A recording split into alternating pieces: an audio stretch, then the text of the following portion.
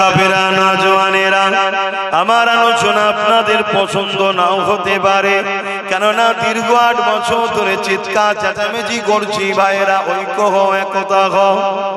কারো ক্ষতি করার জন্য নয়, তোমাকে মারার জন্য কেউ যদি এক হতে পারে, তুমি বাঁচার জন্য কেন এক হবে না?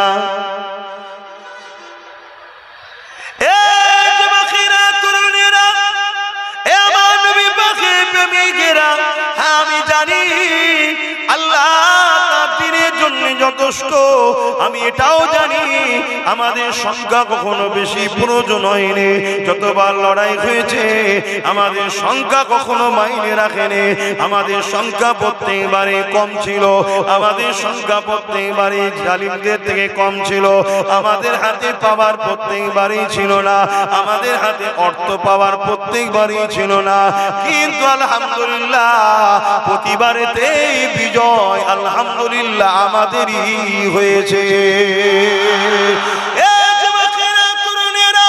আগামী দিন পুরো বিশ্ব জুড়ে একটা বিষয় লড়াই হবে, সেই লড়াই শুরু হয়েছে সবে, টুক টুক টুক টুক টুক টুক টুক টুক করে হতে লেগেছে। এই লড়াইয়ের শেষটা কি হবে আজ আমি বলে যাচ্ছি, বেঁচে না থাকলেও মিলিয়ে নেবে, ইতিহাস সাক্ষী দেবে ইনশাআল্লাহ।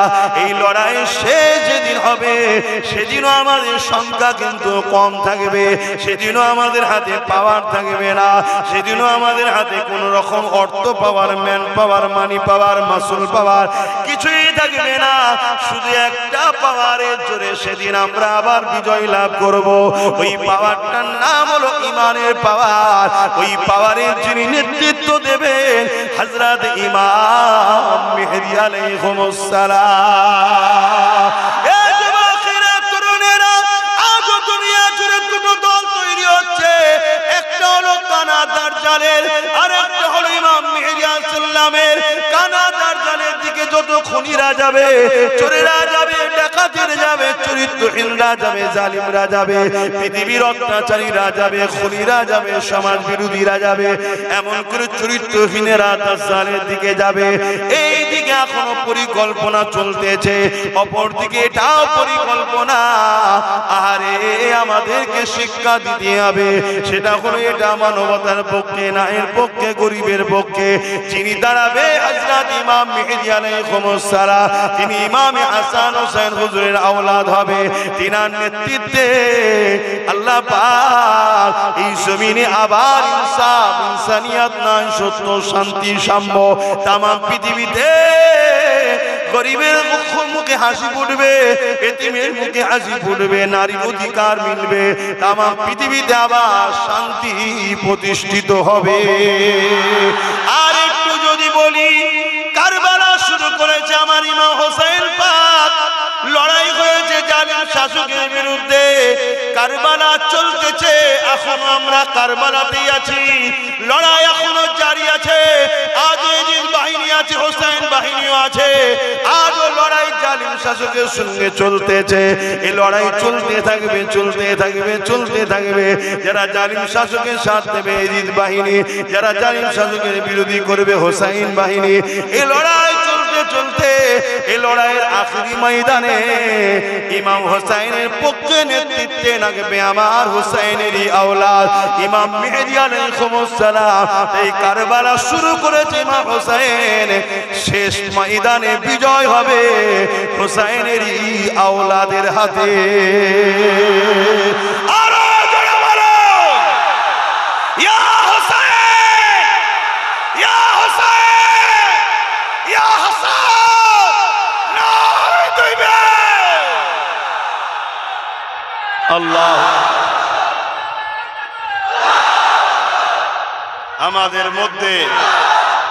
আমাদের মধ্যে গাদ্দার আছে, গাদ্দাররা আমাদেরকে আস্তে আস্তে শুধু বারবার বুঝিয়ে শুনছেন তো মেন কথাটা কি? আমার কমই তো এক্ষুনি বলবে যে উনি সব কথা বলছে কেন, উনি তো এসেছে নামাজের কথা বলবে। ও মূর্খ জানে না যে ইসলামে শুধু নামাজই আছে, আর কিছু নেই নাকি?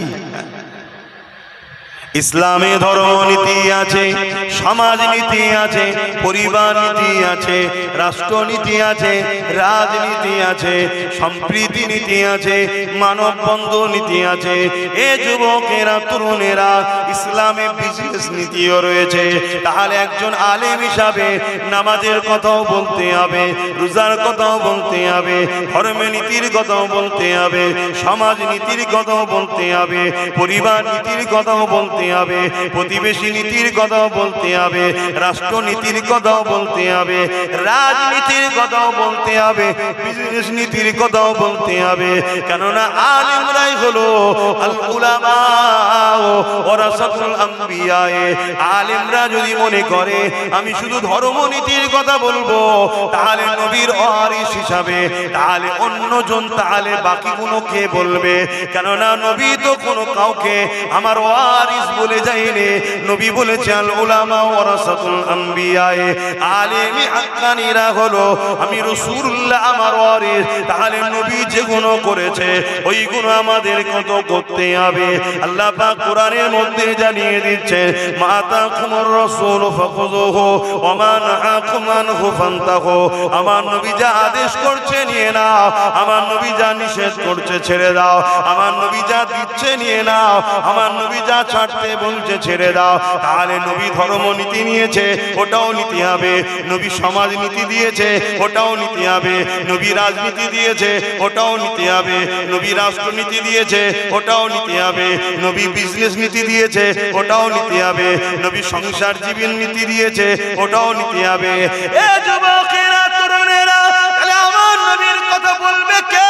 নবী বলছে আমার কথা তো বলবে আল উলামা ওয়ারাসাতুল আম্বিয়া, আলেম হাক্কানিরা, নবীর ওয়ারিস যারা, তারা বলবে।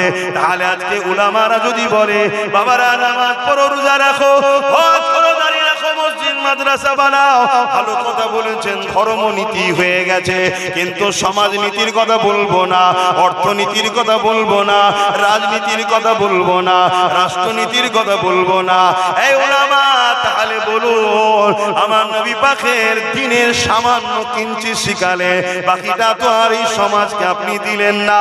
এই সমাজ যখন তোমার কাছ থেকে পেল না, এই সমাজকে তখন দুনিয়ার ব্যাপারীরা তারা মিথ্যার দিকে নিয়ে যাবে, গানের নামে রাজনীতির আসর তৈরি করবে, দলীয় কাজের নামে বিজয়া দিবস উপলক্ষণ করাবে, যেটা আমার দলের কাজ, চলো।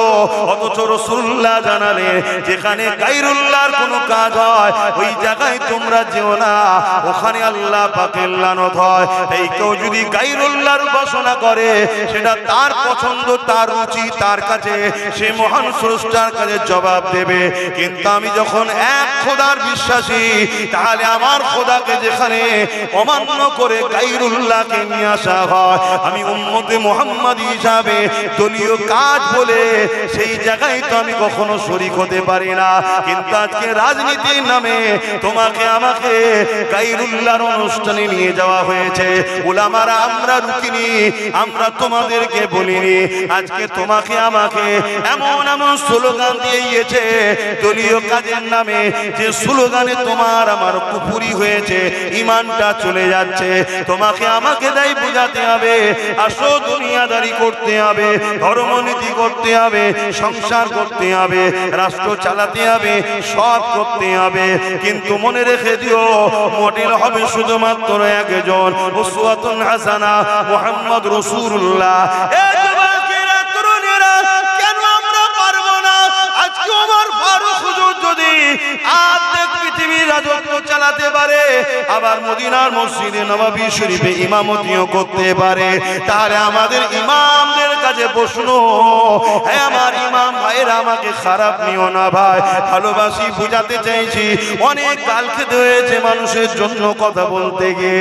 আজকে যদি একজন ইমাম, তিনি মদিনার নববীতে নামাজ পড়ার, নাম তার ওমর ফারুক, ইমামতি করে, আবার আর্ধেক পৃথিবীর শাসন দায়িত্ব পালন করে, এবং শাসন তো শাসন, এমন শাসন দায়িত্ব পালন করেছে, বাঘা ছাগলে এক হাতে পানি খেয়েছে, এমন শাসন ব্যবস্থা করেছে কিনা তিনার রাজত্বকালেতে একটা চুরি কখনো হয়নি, তিনার রাজত্বকালে কোনো ধর্ষণ হয়নি, তিনার রাজত্বকালে কোনো নাগরিক কোনো পূজা খিদাতে ঘুমায়নি, তিনার রাজত্বকালে কোনো মানুষের উপরে বেইনসাফি হয়নি, তিনার রাজত্বকালে কোনো মানুষকে কোনো মানুষ ফট চিটিংবাজি করবে, বোকা বানাবে, এটা করতে পারেনি। আমার ওমরে ফারুক মসজিদের ইমাম ছিলেন, আবার অর্ধেক পৃথিবীর শাসনকর্তা ছিলেন। তাহলে আজকে কেন আমাদের ইমামরা এগিয়ে আসবে না যে আমি ইমামতিও করব, আবার পঞ্চায়েতের প্রধানও হব? অসুবিধে কোথায়? কিন্তু বললেই বলবে হুজুর রাজনীতির কথা কেন বলবে, তা মর্গে যা, আমি তো খারাপ লোক, এজন্য থাকতে চাইছি না, তো খারাপ হয়ে খারাপ আলাদা থাকি। বাবা কি গো, অসুবিধা হচ্ছে নাকি? হ্যাঁ হ্যাঁ, অসুবিধে, ভাগ বাটরা করতে অসুবিধে হবে, তো ওই জন্য ঢুকানো যাবে না। আর যদিও তুমি না আসতে পারো, কমসে কম পরামর্শ দিতে পারো, ভালো নাকি? হ্যাঁ, তাও দেবে। তরুণেরা আসেন, আর গুণীগত কথা বলে যায়। আহারে আমাদের উপরে কত জুলুম যুগে যুগে হয়েছে, এই জুলুমের একটা নমুনা বলে যাচ্ছি। হালাকু খান তার নাম ছিল, নাম শুনেছেন হালাকু খান? কি গো বলবে তো, ইতিহাস যারা পড়েছে জানে হালাকু খান এমন একটা জালিম শাসক ছিল। হিটলার যেমন এক কথাই সবাই চেনে, হালাকু খান তার অনেক আগের সময়ে ছিল।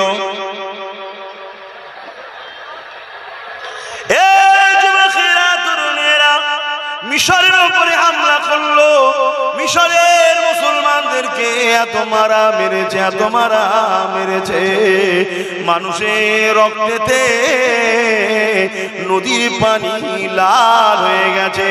মুসলমানকে এত মেরেছে, মুসলমানের মাথার কল্লাগুলোকে কেটেছে, কেটেলে ইটের যেমন আমরা ঘর তৈরি করি সাজায়, মুসলমানের মাথাগুলোকে সাজিয়ে সাজিয়ে সাজিয়ে সাজিয়ে বড় বড় রাত প্রাসাদ তৈরি করেছে।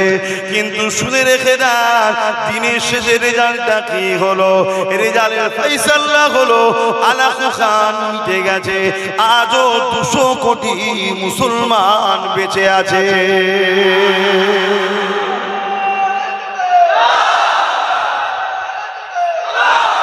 তুমি মরবে না?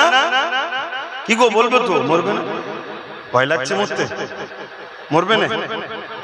মরার শখ নেই? হ্যাঁ, মরতে হবে, মরতে হবে। ভালো কাজ করে মরো, ন্যায়ের পক্ষে থেকে মরো, সত্যের পক্ষে থেকে মরো, ইনসাফ করে মরো, জুলুম করো না, বেইনসাফি করো না, মরতে হবে।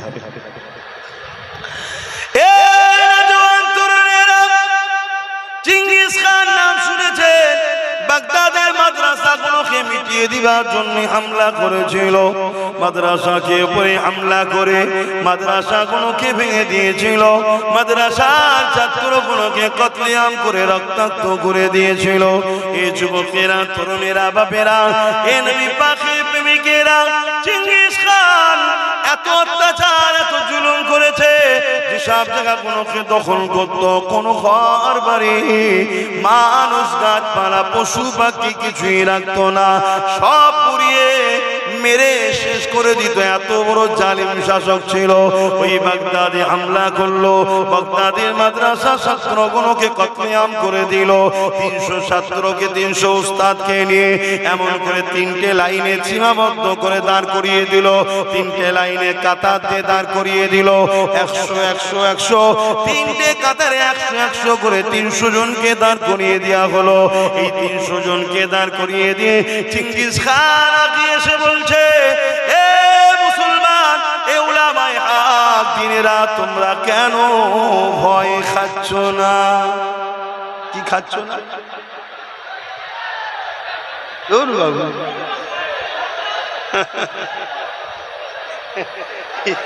আবার কি বলছে,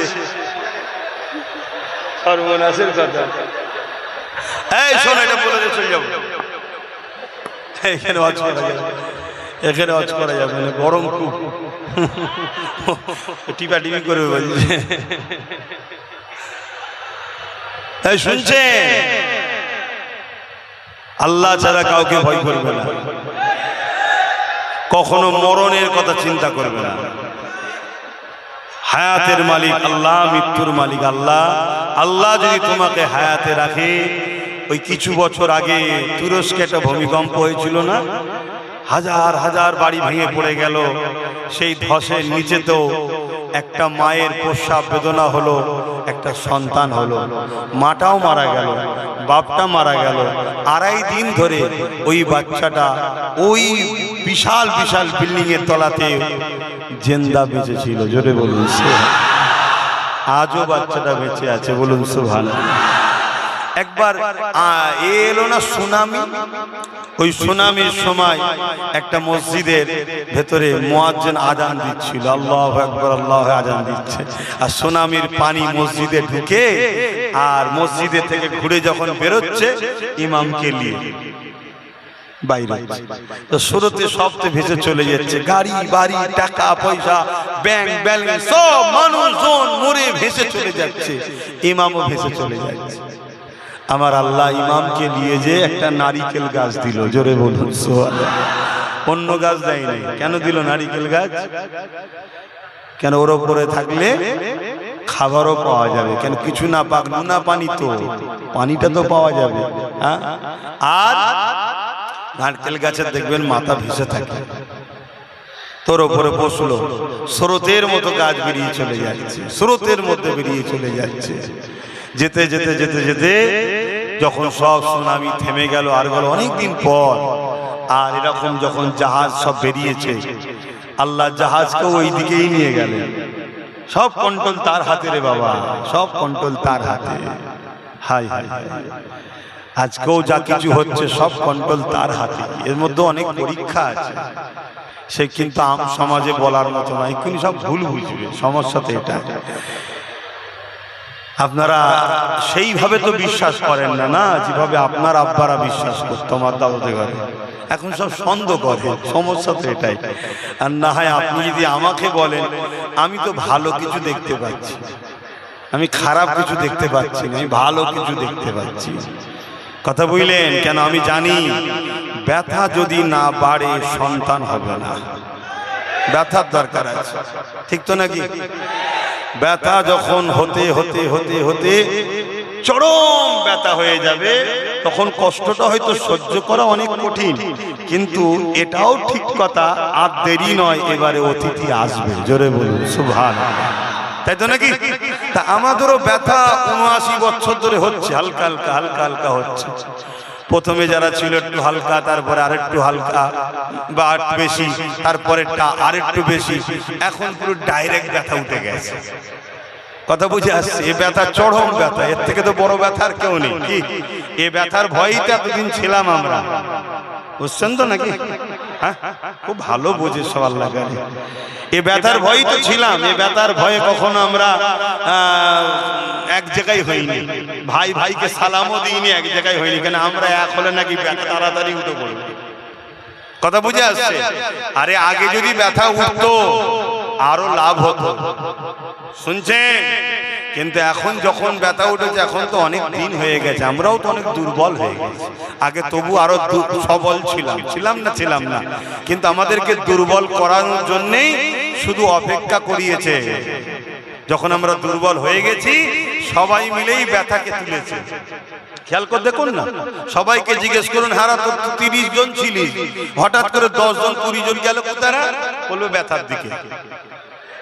ওকে জিজ্ঞেস করো, ভাই তোর তো এতদিন সব সাথী ছিল, 40 জন ছিলিস তো তোরা, আজকে 10 জন 30 জন গেল কোথায়? বলবে ব্যথার দিকে। তো সবাই মিলেই তো ওই দিকে পাঠিয়েছে বলেই তো ও বেশি হয়েছে। এখন সব পাঠিয়ে দিয়ে আবার আমাদের ঘরে মজা করে চুষার জন্য আবার আসছে, ঘুরঘুর করছে, দেখছেন না? শুধু আমাদের এখানে ঘুরঘুর করছে, কেন? ওখানে জানা আর এখানে ঘুরঘুর করে শুধু ভয় দেখাচ্ছে, এই হবে হানাবে তানাবে। আরে আমরা তো নেই ওদের সাথে, আমাদেরকে বুঝাচ্ছিস কেন? যারা সাথ দিচ্ছে বুঝা যে দেশটা শেষ হয়ে যাবে না, এটা একটা প্ল্যান, এটা একটা প্ল্যান, কিন্তু এই প্ল্যান আমরা তো ধরতে পারছি না।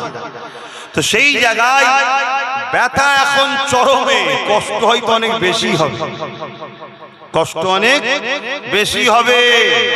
অনেক মসজিদ চলে যাবে, অনেক মাদ্রাসা চলে যাবে, অনেক ভাই চলে যাবে, অনেক বোন চলে যাবে, ঠিক তো নাকি? কিন্তু কোরবানির পরই তো ইতিহাস তৈরি হয় নাকি? তাই এইবারে ব্যথা যখন চরম উঠেছে, যদি আমরা বুঝতে পারি আর যদি এরকম না থেকে এরকম হতে পারি, তাহলে কিন্তু চিন্তার কোনো কারণ নেই। এরপরেই নতুন অতিথি আসবে, আমরা আগামী দিন আসছি। যদি বুঝার হয়, আর না বুঝার হলে ছিলাম কড়াতে, পরিচিত চুলোতে, আবার চুলো থেকে উঠে কারো কড়াই না পড়ে যায়। কেন অনেকে কড়ালে ঘুরছে দেখছি তো, আমার কাছে খবর যাচ্ছে, বললে তো অনেকে কষ্ট পাবে। হ্যাঁ, অনেক ভাই ছিলেন তো ঘরে ঢুকে গেছিলেন, আমার সব ভালোবাসা ছেলেরা মার ধর খেয়ে আর করে কেস কামারি খেয়ে সব হাত ধরে আর করে টেনে বার করলো, আই ভাই আই ভাই। এখন আবার দেখছি তারাই আমার ভালোবাসা গুলোকে আমার ঘর ভাঙাতে চাই। আরে এত দুনিয়ায় রয়েছে বাবা, যাকে খুশি নিয়ে সংসার কর না, সে আমার গুণকে নিয়ে সংসার করবে, তাহলে সমস্যা নয়। এজন্যই বললাম যে 60 টাকা বেশি রে বাবা, ওখানে ভাগ বসা, এখানে অল্প আছে, এখানে কেন ভাগ বসাচ্ছিস? ওখানে ভাগ বসা। আর আমরা যদি এখান থেকে ভাগ দিয়ে দিই, তাহলে এদের পেট ভরে যাবে, ওখানে যাবে না। এখান থেকে ভাগ দেননি, ঠেলাই পড়লে বিড়ালো যেমন গাছে ওঠে, ওইখানে গিয়ে ভাগ বসাতে যাবে। ওখানে ভাগ করলেই, বুঝছেন না, চিৎপাতা হয়ে যাবে। বোঝার যদি হও, আর না বোঝার হলে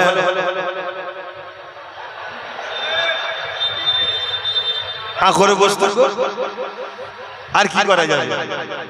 চোখের সামনে বোনকে নিয়ে যে রেপ হবে, যারা রেপ করবে তাদের শাস্তি তো দূরের কথা, আন্দোলন যারা করবে তাদের শাস্তি আগে হবে, হচ্ছে না? এই জন্য বলছি বোঝার যদি হয় বোঝো, না বোঝার হলে আমি আর কি করতে পারি? কেননা নবী আমার বলেছেন, যখন সমাজ তোমার কথা নেবে না, তখন তুমি তাদের থেকে দূরে সরে যাও। যদি না লাও, আমি কি করতে পারি? তাহলে দূরে সরে যেতে হবে, দরকার নেই বাবা, যার ভাল লাগে থাকবে। তবে যাবার আগে আর একটা শেষ কথা বলে দিয়ে যায়, ভয় একমাত্র খাবেন কাকে? আওয়াজ দিয়ে বলুন কাকে? এই নামটা এত আওয়াজ নিন, জালিমরাও যেন ভয় খায়। কাকে? কাকে? কাকে? আমার আল্লাহর নাম এত সহজ নয়।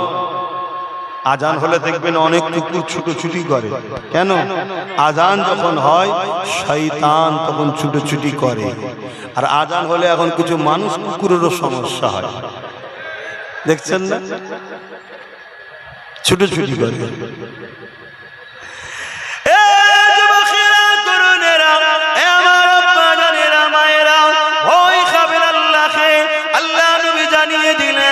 সময় আসবে আমার উম্মতিরা প্রচুর মার খাবে।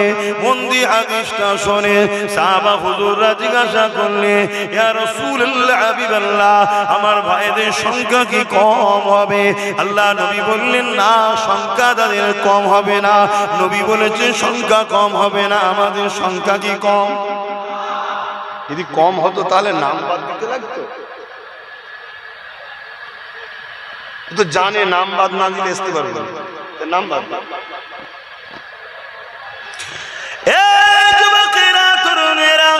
আল্লাহ নবী জানিয়ে দিলেন সংখ্যা তাদের কম হবে না।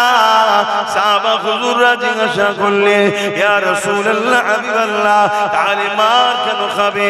আল্লাহ নবী জানিয়ে দিলেন, বাবা সাহাবারা, তাদের মধ্যে দুটো খারাপি ঢুকে যাবে। কি খারাপি ঢুকে যাবে? তারা আল্লাহকে ভয় না করে দুনিয়ার জালিম অত্যাচারী শাসককে ভয় করবে। এই ভয় তাদের মধ্যে ঢুকে যাবে। এ যুবকেরা, তরুণেরা, বাপেরা, তাহলে আমাদের মধ্যে ভয় করা দরকার ছিল আল্লাহ, কিন্তু আমার রাসূলুল্লাহর হাদিস মিলে গেল। আমরা আজকে চতুর্দিকে মার খাচ্ছি, যেখানেই তাকাও মার খাচ্ছি। কেন মার খাচ্ছি? নবী পাক জানিয়ে দিলে তাদের অন্তর থেকে আল্লাহর ভয় বেরিয়ে যাবে, দুনিয়ার জালিম শাসকের ভয় ঢুকে যাবে। আমাদের অন্তরে জালিম শাসকের ভয় ঢুকেছে না ঢোকেনি? এমনি এমনিও ঢুকে যায়নি, আমাদেরকে ঢুকানো হয়েছে। আর এই ঢুকানোটা কোথা থেকে হয়েছে? মাফ করবেন, খারাপ লাগলেও কিছু করার নেই, বলতে হবে, বলতে হবে। মসজিদের মেম্বারে দাঁড়িয়ে দাঁড়িয়ে ঢুকানো হয়েছে, মসজিদের মেম্বার থেকেও বক্তব্য দেওয়া হয়েছে। কি বলা হয়েছে? এই জালিমের ভয় দেখানো হয়েছে, আল্লাহর ভয় আমাদেরকে দেখানো হয়নি। এ যুবকেরা, তরুণেরা, নবিয়ানা মেম্বার থেকেও ভয় দেখানো হয়েছে, জালিম শাসকের ভয় ঢুকানো হয়েছে। আজ আমি তোমাকে বলে যাই, ফেরাউনকে ভয় করিনি আমরা, নমরুদকে ভয় করিনি আমরা, সাদ্দাতকে ভয় করিনি আমরা, ইয়াজিদকে ভয় করিনি আমরা, হিটলারকে ভয় করিনি আমরা। আজকে দিনও দুনিয়ার জমিনে যারা জালিম অত্যাচারী খুনি শাসক রয়েছে তাদেরকেও ভয় খাইনি আমরা। আমরা ভয় খাই একমাত্র আল্লাহকে। এই তোমাদের বলে দিয়ে যাই, ভয় খাবে আল্লাহকে। ওয়ালিমান খাফা মাকাম রাব্বিহি জান্নাতান, যারা আমার আল্লাহকে ভয় করবে, আমার আল্লাহ তাদেরকে দুটো দুটো জান্নাত দেবে। আল্লাহ কোরআনে অন্য জায়গায় বলছে, ইয়া আইয়ুহাল্লাযীনা আমানুত্তাকুল্লাহ, হে ঈমানদারেরা, তোমরা আমি আল্লাহকে ভয় কর, ওয়াকুনু মা'আস-সাদিকিন, এবং সত্যবাদীদের অনুসরণ কর। ভয় করব কাকে? কাকে কাকে ভয় করব? কাকে ভয় করব? কাকে? একমাত্র আল্লাহকে। কারণ আল্লাহ হুসাইয়ুন কাদির, আল্লাহ পাক তিনি যিনি ফেরাউনকে নীল নদে ডুবিয়ে মেরেছে। আল্লাহ তো তিনি যিনি এমন করে নমরুদকে খুরা মশা দিয়ে মেরেছে। আল্লাহ তো তিনি যিনি চিঙ্গিস খানকে মেরেছে, হালাকু খানকে মিটিয়ে দিয়েছে। এমন করে হতবাক আকবরকেও মিটিয়ে দিয়েছে, ব্রিটিশকেও শেষ করে দিয়েছে। আল্লাহ তো তিনি যিনি কত লাফালাফি করছিল, যারা কত আড়াই মাস আগে তাদেরকেও মিটিয়ে দিয়েছে। আল্লাহ তো তিনি আজকেও সুযোগ পেয়েছে, সেও যদি মনে করে আমি বিরাট কিছু হয়ে গেছি, আল্লাহ তো তিনি যিনি এদেরও নিশানা মিটিয়ে দেবে। কারণ জুলুম কখনো টিকে থাকতে পারে না, অন্যায় কখনো টিকে রাখতে পারে না, সন্ত্রাস কখনো টিকে রাখতে পারে না, খুনিরা কখনো দীর্ঘদায়ী হতে পারে না। একমাত্র সত্য ইনসাফ নাই, দীর্ঘদিন টিকে আসছে। এই বলে যাব, আল্লাহ পরীক্ষা নেবে তোমাকে আমাকে, ন্যায়ের পক্ষে থাকবে, সত্যের পক্ষে থাকবে। কোন জালিম শাসককে ভয় করবে না, ভয় করবে একমাত্র আল্লাহকে। আল্লাহ যারা অন্য কারো কাছে মাথা নত করবে না, আল্লাহ যারা অন্য কারো কাছে কোনো কিছু আশাও করবে না। সবকিছু দিবার মালিককে। এ যুবকেরা, তরুণেরা, কোন দেশে যদি পারমাণবিক বোম থাকে, যেমন আমার দেশে রয়েছে, মোল্লা বানিয়েছে। কে বানিয়েছে? মোল্লা বানিয়েছে। এমন করে পারমাণবিক বোমা রয়েছে, চেনার শুরুটা মাদ্রাসা থেকে হয়েছে। যা ওই বোম থাকার জন্য আমার দেশকে দুনিয়া এখন ভয় করে। কেন? পারমাণবিক ছেড়ে দিলে সব চিৎপাতাং হয়ে যাবে, তাই তো নাকি? তাহলে কারো কাছে যদি পারমাণবিক বোম থাকলে তাকে যদি এত ভয় করে, তা কারো যদি হৃদয়ে আল্লাহ থাকে, এ পাওয়ারটা কত বাবা, বুঝতে পারছো তো নাকি?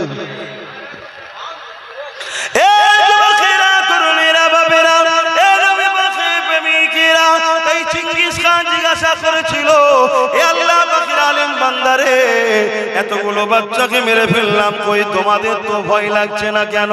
ওই সময় তারা বলেছিল, আমাদের হৃদয় এমন একজনের ভয় রয়েছে, এখানে অন্য কারো আর ভয় স্থান পায় না। সেটা কে? উলামারা বলেছিলেন, তিনি হলেন আমাদের স্রষ্টা আল্লাহ।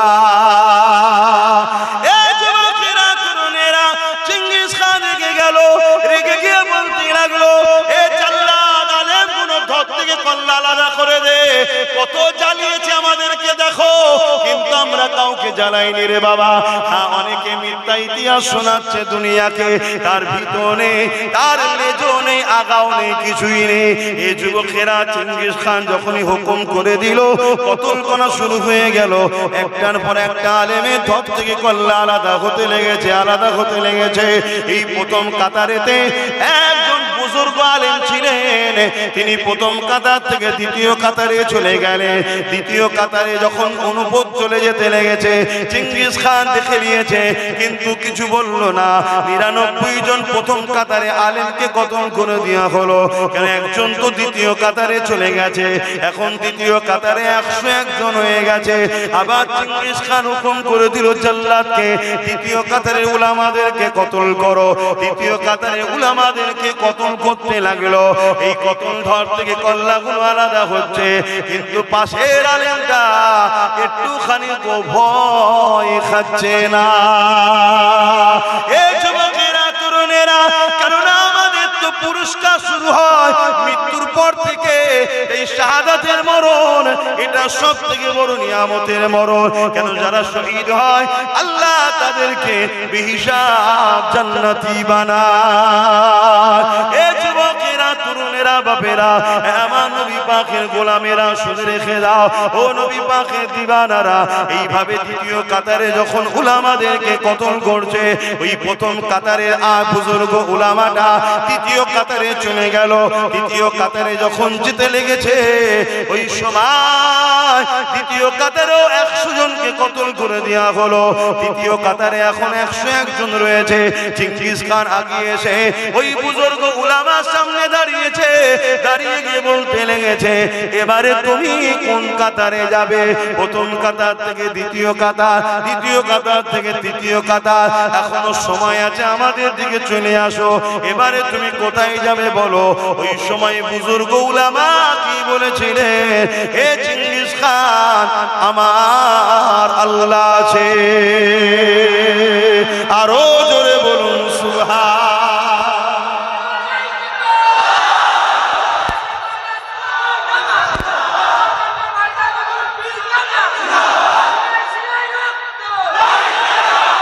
আজ যদি কেউ তোমাকে আমাকে বলে এবার তোমাদের কি হবে, তোমরা কি বলবে?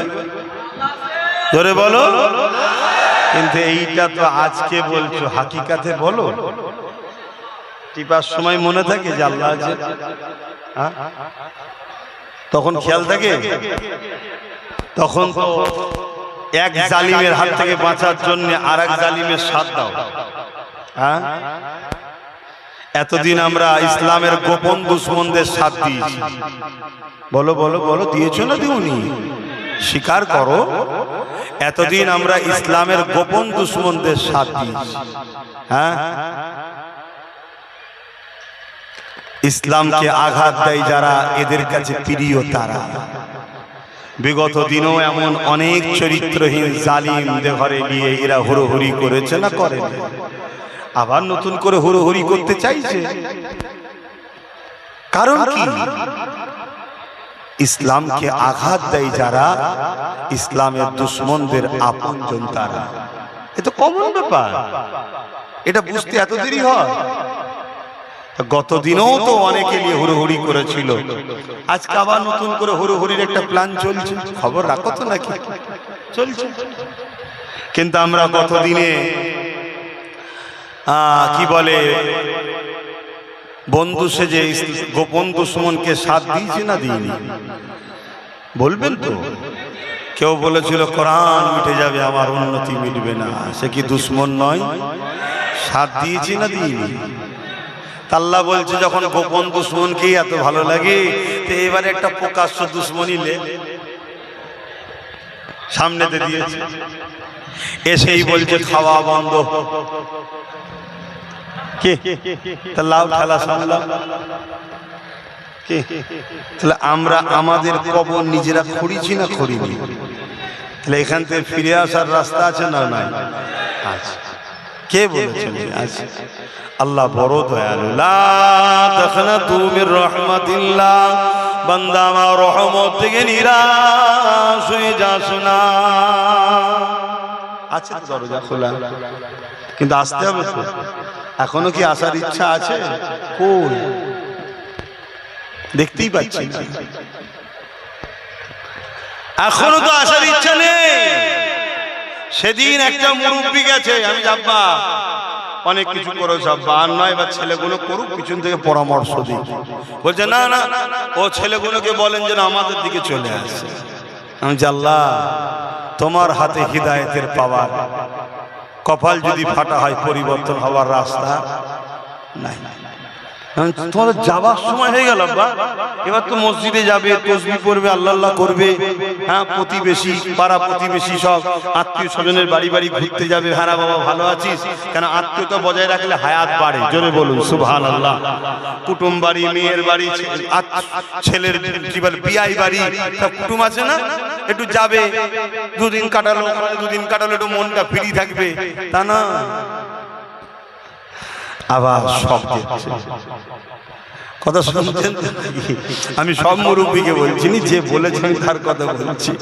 আবার সব যেচ্ছে যে আবার যদি কিছু করে খাওয়া যায়, তাহলে বলো আমরা মার খাওয়া দরকার আছে না নাই? আল্লাহ ঠিক করছে, আল্লাহ ঠিক করছে, আল্লাহ কিছু ভুল করেনি। অনেক সময় দেখা যায় আমরা আল্লাহ ভুলে যাই, আল্লাহ কঠিন বিমার দেয়। বিমারের চোটে দেখবেন সে ফিরে এসে আল্লাহ আল্লাহ করে, আল্লাহ আল্লাহ করে, আল্লাহ আল্লাহ করে। এই বিমারটা দিয়ে আল্লাহ ঠিক করেছে না ভুল করেছে? জোরে বলুন। ঠিক করেছে। তা আমরা এত দূরে সরে গেছি, তা আল্লাহ হয়তো এটাও তো হতে পারে যে আমাদেরকে পরিবর্তন করার জন্যই দেখাচ্ছে যে দেখ, তোদের গাফলতির জন্য আজকে আমার ঘর চলে যাচ্ছে। আমার ঘর চলে যাওয়াতে আমি আল্লাহ আমার কিছু যায় আসে না। তোরা কি জানিস না, আমার বাবলিতে প্রথম আঘাত যে করেছিল আমি আল্লাহ, তার দ্বারা 100 মসজিদ বানিয়ে নিচ্ছে। আমি হলাম সেই আল্লাহ। জোরে বলুন সুবহানাল্লাহ। আমার কোনো অসুবিধা নেই, আমি তোর ওই ঘরে থাকি না, আমার ইবাদত করা হয়, তাই আমার ঘর বলা হয়। মসজিদ যদি পুরো পৃথিবী থেকেও মুছে দেওয়া হয়, আমার আল্লাহর কোনো অসুবিধা আছে ভাই? জোরে বলুন। কিন্তু আমাদের দুগালে তো চুনকালি, আল্লাহর ঘরের হেফাজত করতে পারলি না। আর এই হেফাজতের জন্য সর্বপ্রথম যে দায়িত্বটা হলো, সেই দায়িত্বটা হলো নিজেকে মসজিদের সঙ্গে জুড়ে রাখা। আমরা তো রাখি না, বলেন ভুল বলছি? মসজিদ গুলো গেলে দেখলে কি দেখা যায়? কেউ লাঠি ধরে, কেউ বেঁকে গেছে, কেউ টেরে গেছে, সেইগুলো কি হাজার। বলেন ভুল বলছি? তাহলে যে সমাজের যুব সমাজ তার মসজিদ থেকে দূরে সরে আছে, ওই মসজিদকে তো টার্গেট করাই হয়। ধরুন আপনাদের এলাকার কোন একটা জায়গা ওই জন জলগোল ফেলে এমনি পড়ে আছে, লোক যে নোংরা ফেলে, উচনা ফেলে, দোকানের জিনিসপত্র সব বাড়তি জিনিসগুলো যে ফেলে, কেউ যোগাযোগ নেই, দেখার নেই, পরিষ্কার পরিচ্ছন্ন নেই, তদারকি করার কেউ নেই। স্বাভাবিক ওই জায়গার থেকে জমি হাঙরদের নজর পড়বে না পড়বে না? এই জায়গাটার মনে হয় কেউ মালিক নেই, এটা দখল করে। ঠিক তেমনই মসজিদ গুলোতে আমাদের যুব সমাজ না যাওয়াতে আজকে মসজিদের দুশমনদের নজর পড়েছে। কথা বুঝছেন না? নাই এত জায়গা রয়েছে কলজে ভরে নে, ওইখানটা দিয়ে দিতে হবে না, ওটা ব্যাপার নয়। ব্যাপার হচ্ছে ভেঙে দাও, মিটিয়ে দাও, অস্তিত্ব রেখনি। কেন? ওর থেকে যারাই যাবে তারাই দেখবে ওটা কি বলতে, ও ইসলামের প্রচার হবে। দোকানটা শাটারটা বন্ধ করে দাও, নাই আমার খদ্দের থাকবে না। কথা বুঝছেন না? বুঝেন না? মনে রেখে দিও, আল্লাহ তোমাকে আমাকে কাউকে ছাড়বে না, হিসাব নেবে, হিসাব নেবে। তুমি আমি নেতাদের পাকা ঘর তৈরি করার জন্য মারপিট করেছি, তুমি আমি নেতা নেত্রীর গদি বাঁচাবার জন্য মারপিট করেছি, তুমি আমি নেতাদের ছেলেপুলেদের ব্যাংক ব্যালেন্স হবে, গাড়ি হবে, তার জন্য মারপিট করে ওদেরকে বারবার ক্ষমতায় বসিয়েছি। কিন্তু একবারও আমরা ভাবিনি আল্লাহর ঘর মসজিদ মাদ্রাসাগুলো নিরাপদে কি করে থাকবে, এ কথা উম্মতে মুহাম্মাদি তুমি আমি ভাবিনি, তাহলে তোমার আমার বিপদে আল্লাহ সাথ দেবে আশা করছো কেন? এখনো সময় আছে, সংগঠিত হও, ঐক্যবদ্ধ হও। কোন জিনিস করার আগে প্ল্যান তৈরি করা হয়, তাই তো নাকি? একটা ঘর হবে, তার ব্লু প্ল্যান হয় না কি? তোমাকেও সেই প্ল্যান তৈরি করো আগে। তোমাদের তো কোনো প্ল্যানই নেই। ডান দিক যেতে বললে বাঁ দিক যাও, বাঁ দিক বললে ডান দিক যাও।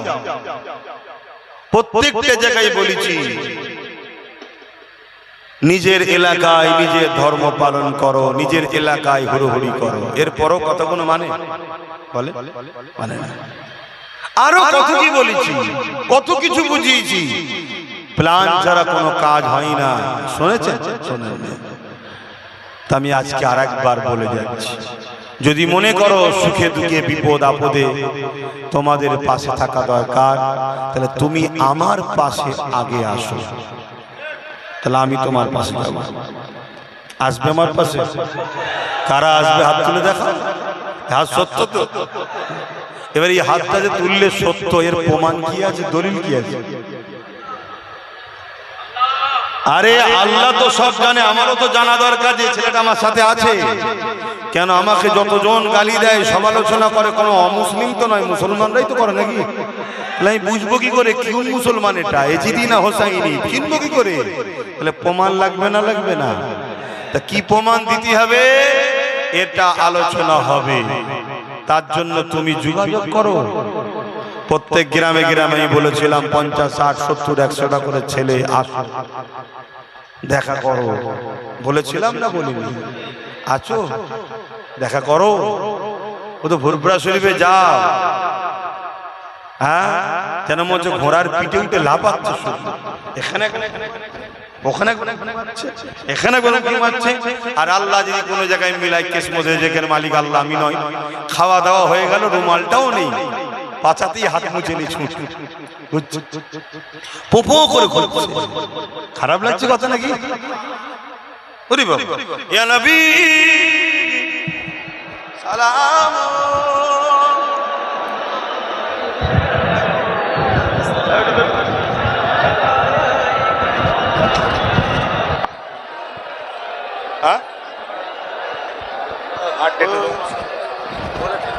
ও বলুক,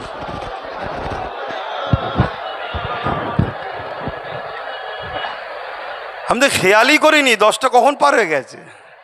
তাহলে আল বাদরু আলাইনা মিশানিয়াতিল ওয়াদাই ওয়াজাবা শুকরা আলাইনা মাদাগা লিল্লাহ আহিদাই ইয়া নবী সালাম ইয়া রাসূল ইয়া হাবিব সালাওয়া ইয়া নবী মদিনা হতে সব কিছুই পারেন দেখিতে, মোদের লাশ কবরে এ রাখিলে লইবেন আপন করে নবী সালাম ইয়া রাসূল ইয়া হাবিব সালাওয়া। সকলে বসেন, তাড়াতাড়ি বসেন। বালাগাল উলা বিকামালিহি